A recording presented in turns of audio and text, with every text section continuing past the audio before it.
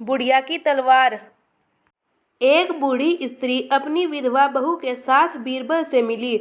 उसका बेटा सेना में था और कुछ रोज पहले ही एक लड़ाई में शहीद हो गया था।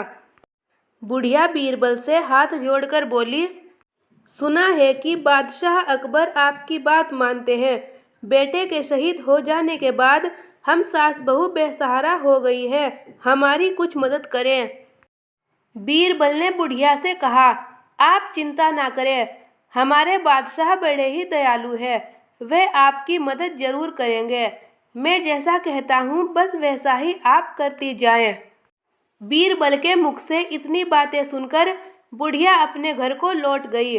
दूसरे दिन वह बुढ़िया अपनी बहू को लेकर दरबार में हाजिर हुई। उसने शहंशाह अकबर से विनती की और अपने शहीद बेटे की तलवार भी उनके सामने रख दी। फिर बोली, शहंशाहों के शहंशाह, मेरे बेटे ने युद्ध से कभी मुंह नहीं मोड़ा। यह वही तलवार है जिससे उसने बहुत सारे युद्ध लड़े। इस तलवार को आप अपने शस्त्रागार में सम्मान के साथ रखें।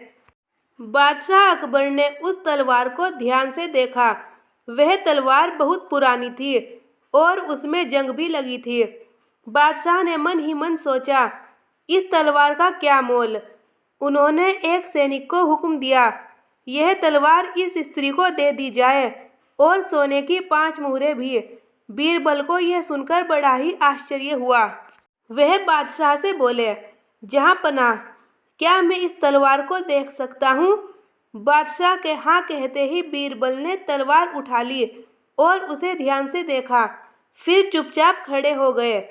बादशाह अकबर ने बीरबल को देखते हुए पूछा, बीरबल, इस तलवार में ऐसी क्या बात है कि तुमने इसे इतने गौर से देखा और चुपचाप खड़े हो गए?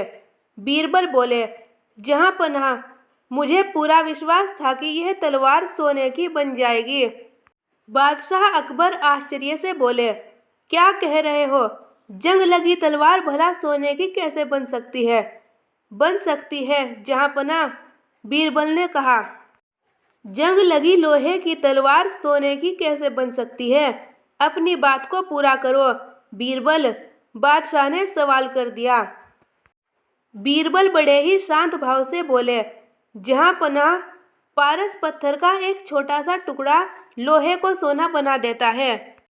मैं तो यह सोचकर आश्चर्य में हूँ कि आपके हाथों में आने के बाद भी यह तलवार लोहे की ही बनी रही।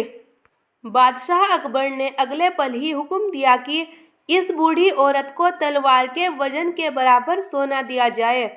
शहीद की विधवा और माँ दोनों ही अकबर और बीरबल को दुआएं देते हुए दरबार से बाहर चली गई। कहानी से सीख। इस कहानी से हमें यह सीख मिलती है कि किसी भी बात को ढंग से कहा जाए तो उसका परिणाम अच्छा ही होता है।